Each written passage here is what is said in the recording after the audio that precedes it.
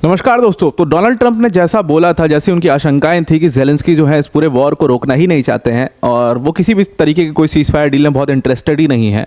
ये बात ट्रंप ने जो बोली थी वो सही होती कहीं ना कहीं नज़र आ रही है। और पिछले वीडियो में ही हम इसके ऊपर डिस्कस कर रहे थे कि जो वर्बल स्पैट हुआ था ज़ेलेंस्की और ट्रंप का, उसमें ज़ेलेंस्की इस तरीके से रिएक्ट करेंगे ऐसा बिल्कुल भी नहीं सोचा था किसी ने, लेकिन ज़ेलेंस्की ने उसमें बहुत हार्ड रिएक्ट किया। अब उसके ऊपर मैं कॉमेंट पढ़ रहा था, बहुत लोगों का कहना था कि आप जो हो एक्सट्रीम राइट विंग हो और आप सिर्फ राइट विंग की बात करते हो। ऐसा राइट लेफ्ट जैसा कुछ भी नहीं है।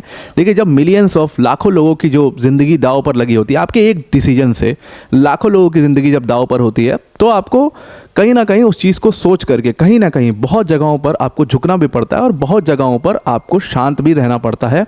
और वही शायद ज़ेलेंस्की को करना भी चाहिए था, क्योंकि ट्रंप का जो एटीट्यूड है, ही कैरीज थिंग्स, आपको पता ही है। तो आपको उसको कहीं ना कहीं रोकना चाहिए था। बाद में जो वीडियो निकाल करके और फिर ट्वीट करके फिर मैसेज दे करके जो ये पूरा डैमेज कंट्रोल करने की कोशिश है, वो ज़रूरत ही नहीं पड़ती अगर वहीं पर डैमेज कंट्रोल हो जाता तो।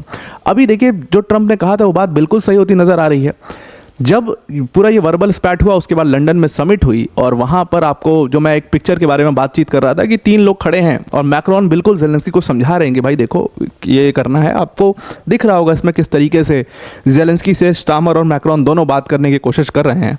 और ऐसा लगा कि फिर यूरोप जो है यूनाइटेड हो गया है और यूरोप अब कहीं ना कोई सीज़ फायर डील साइन करवा देगा। लेकिन वहाँ पर भी आप देखिए कि मैक्रोन एक प्रपोज़ल लेकर के आए थे और कहा जा रहा है कि उस इमीडिएट सीज़ फायर प्रपोज़ल पर ज़ेलेंस्की ने उसको सिरे से खारिज कर दिया है, उसको मानने से बिल्कुल मना कर दिया है। और बात सिर्फ इतनी नहीं है, बात इसमें यूके और फ्रांस के बीच में भी ठनाठनी हो गई है, उसको भी समझने की कोशिश करेंगे। वीडियो में आगे जाने से पहले एक छोटी सी अनाउंसमेंट है अनअकैडमी टीम की तरफ से कि अनअकैडमी ने अपने यूपीएससी सीएससी के सब्सक्रिप्शन फीस में आपको सीधा 60% का डिस्काउंट दे दिया है। आफ्टर द डिस्काउंट ये जो प्राइस है 15 मंथ्स के कोर्स का, वो 22,999 हो जाएगा। मतलब इस कोर्स फीस में आपको अनअकैडमी के टॉप एजुकेटर्स जैसे मृणाल सर, प्रतीक सर, सुदर्शन सर जैसी फैकल्टीज़ पढ़ा रही होंगी। इस पूरे बैच के बारे में वीडियो के अंत में आपको डिटेल में एक्सप्लेन कर दूंगा। अब अपने टॉपिक पर आते हैं वापस। सो देखिए क्या हुआ है, ज़ेलेंस्की को जैसा जैसा कहा जा रहा था कि ये किसी भी तरीके के सीज़ फायर डील पर साइन करना ही नहीं चाहते हैं, वही हुआ है। उन्होंने सिरे से खारिज कर दिया है किसी भी सीज़ फायर डील को।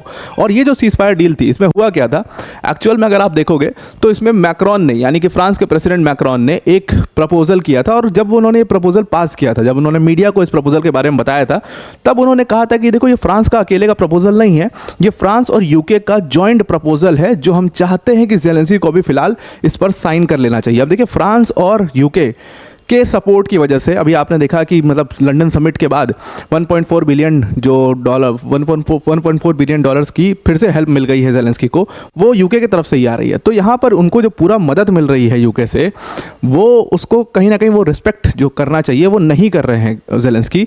और वो एकदम अपने टर्म्स पर अडिग हैं कि भाई मैं किसी भी तरीके का कोई भी seize fire, immediate seize fire deal नहीं चाहता हूँ। पूरी तरीके से वॉर रोको तो ठीक है, ये इमीडिएट सीज़ फायर इस फायर में मैं नहीं मानता। मैक्रोन के इस प्रपोजल को जब रिजेक्ट किया गया है, इससे सिर्फ मैक्रोन ही निराश नहीं है, बल्कि यूके ने भी खुद को अब डिस्टेंस करना शुरू कर दिया। उसको भी समझने की कोशिश करेंगे, लेकिन यूके का डिस्टेंस करना खुद को, वो अलग है। अब यही बात कर रहे थे ना जब हम, कि जब यूरोप, आप एक पूरा यूनाइटेड यूरोप का मैसेज दे रहे हो, तो वो कब तक पॉसिबल हो पाएगा? क्योंकि जब एक ही लेवल की सारी कंट्रीज होती हैं तो जाहिर सी बात उनमें आपस में भी कंपटीशन होता है कि हम हेड हैं। यूएस एक बाइंडिंग फैक्टर था बहुत बड़ा यूरोप का। वो बाइंडिंग फैक्टर जब चला गया है तो वो मतलब पूरे यूरोप में ये प्रॉब्लम जो आना था वो आएगा ही आएगा, और आपको आगे और भी देखने को मिलेगा। तो इसमें जो इमीडिएट सीज़ फायर था जो मैक्रोन ने प्रपोज किया था, ऐसे तो इसको बताया जा रहा था कि ये दोनों का मिला करके, यूके और फ्रांस का मिला करके एक प्रपोजल डील है, लेकिन यहाँ पर यूके ने उसको खुद को उससे एकदम दूर कर लिया है।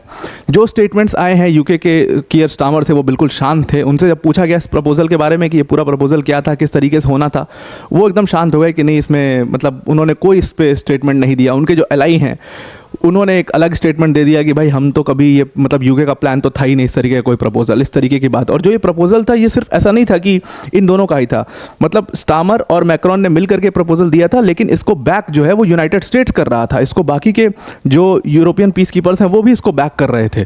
तो ये सबकी मतलब एक मिली जुली राय थी कि ऐसा कुछ जो सीज़ फायर प्रपोजल है उसको कहीं ना कहीं ज़ेलेंस्की को एक्सेप्ट कर लेना चाहिए। लेकिन जब ज़ेलेंस्की इस पूरे प्रपोजल के खिलाफ जाते हैं तो इसका मतलब ये है कि वो एक तरीके से पूरे यूरोप का जो मन था, क्योंकि पूरा यूरोप ही अब चाहता है कि सीज फायर पर साइन हो जाए, किसी तरीके से मामला रुके यहाँ पर, क्योंकि उसका इम्पैक्ट तो पूरे यूरोप पे पड़ रहा है। तो वो चाहते थे कि ये किसी तरीके से ज़ेलेंस्की इस पर साइन कर दें। तो जब उन्होंने मना किया है इससे, तो नाराज़गी जो है वो कई सारे खेमों में आपको साफ साफ दिखाई देगी।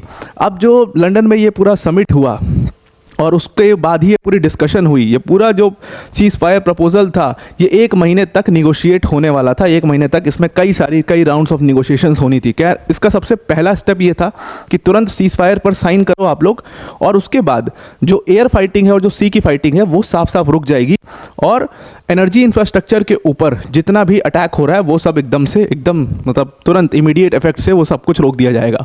अब देखिए, एनर्जी इंफ्रास्ट्रक्चर के ऊपर अटैक करना जो जाहिर सी बात है उसका पूरा इम्पैक्ट जो है पूरे यूरोप के ऊपर जा रहा था।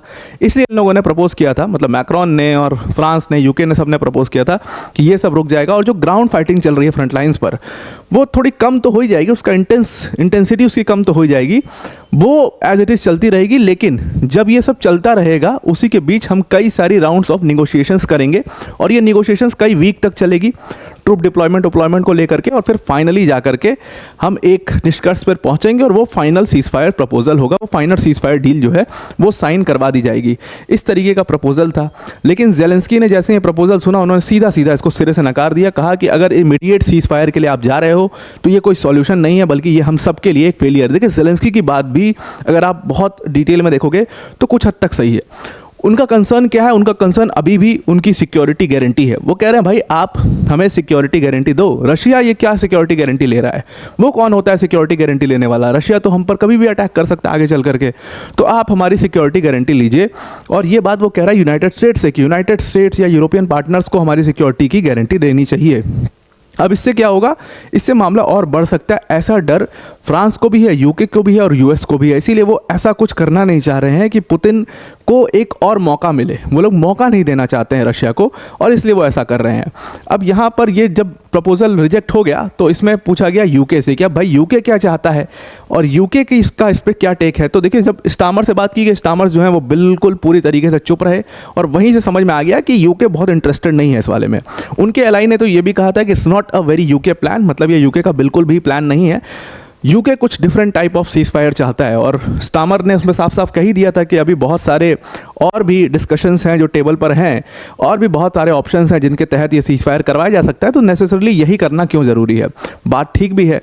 अगर आप देखिए तो जो आर्म्ड फोर्सेस के, यूके के आर्म्ड फोर्सेस के मिनिस्टर हैं ल्यूक पोलार्ड, उन्होंने इस बात पे फिर जोर डाला कि देखो, अगर हमने अभी किसी तरीके का इमीडिएट सीज फायर कर लिया रशिया के साथ में, तो ये जो इमीडिएट सीज फायर होगा ये एक सडन पॉज होगा, और इस पॉज के बाद अगर जो फाइनल डील है वो नहीं हो पाई तो इसका परिणाम क्या होगा कि रशिया जो है उसको एक मौका मिल जाएगा वापस से रीग्रुप करने का और दोबारा से बहुत स्ट्रांगली बैटलफील्ड पर आने का। और अगर उन्होंने दोबारा से रीग्रुप कर लिया और उनको ये टाइम मिल गया तो फिर तो वो पूरे यूक्रेन को ही समेट देंगे, मतलब कुछ हफ्तों में ही पूरे यूक्रेन को समेट सकते हैं, इतनी ताकतवर है रशिया। और ये बात आपको पता ही है कि अगर यूएस का, यूके का या फ्रांस का सपोर्ट ना होता तो यूक्रेन को कुछ हफ्ते में लपेट ही दिया होता रशिया ने। वही चीज़ यहाँ पर ल्यूक पोलार्ड कहने की कोशिश कर रहे थे। और इसीलिए अब आप देखो कि जो एक यूनाइटेड यूरोप फ्रंट बनाने का जो पूरा प्लान था ज़ेलेंस्की का कि सारा यूरोप एक होकर के आए और रशिया से हम भिड़ें, ऐसा दिखता हुआ नज़र नहीं आ रहा है। यूके अपने अलग लीग में है, वो अपने अलग प्रपोजल्स जो है वो पिच कर रहा है अपने फ़ायदे देख करके। फ्रांस अपने अलग प्रपोजल्स पिच कर रहा है। तो जाहिर सी बात है सब अपना अपना अब देखना शुरू कर चुके हैं। तो आई होप आपको पूरा आर्टिकल समझ में आ गया होगा। अब वीडियो को एंड करने से पहले अनअकैडमी टीम की तरफ से एक बहुत बड़ी अनाउंसमेंट है। अनअकैडमी ने अपने यूपीएससी सीएससी की सब्सक्रिप्शन फीस में आपको सीधा 60% का डिस्काउंट दे दिया है। अनअकैडमी की टॉप फैकल्टीज जैसे मृणाल सर, प्रतीक सर, सुदर्शन सर जैसी फैकल्टीज आपको यहाँ पर पढ़ा रही होंगी। ये अपने आप में कंप्लीट प्रोग्राम होगा। जीएस, सीसैट, टेस्ट सीरीज सब कुछ इसमें कवर किया जाएगा। प्लस इसके साथ इसमें मेंस की टेस्ट सीरीज होगी, उसका इवैल्यूएशन भी होगा। उसी के साथ साथ आपके लिए dedicated doubt solving sessions 1-to-1 mentorship भी आपको इसमें प्रोवाइड की जाएगी। तो आई होप आपको पूरा आर्टिकल समझ में आ गया होगा। अगर आप इस बैच को परचेज करना चाहते हैं तो डिस्क्रिप्शन में इसके लिंक है, उस लिंक पर क्लिक करिएगा। जहाँ पर यूज़ कोड का ऑप्शन आएगा वहाँ पर आप APYT10 यूज़ कर सकते हो, तो आप इस कोर्स को अवेल कर पाओगे। तो आई होप आपको पूरा आर्टिकल समझ में आ गया होगा। आज के लिए इतना ही। Thank you and have a nice day.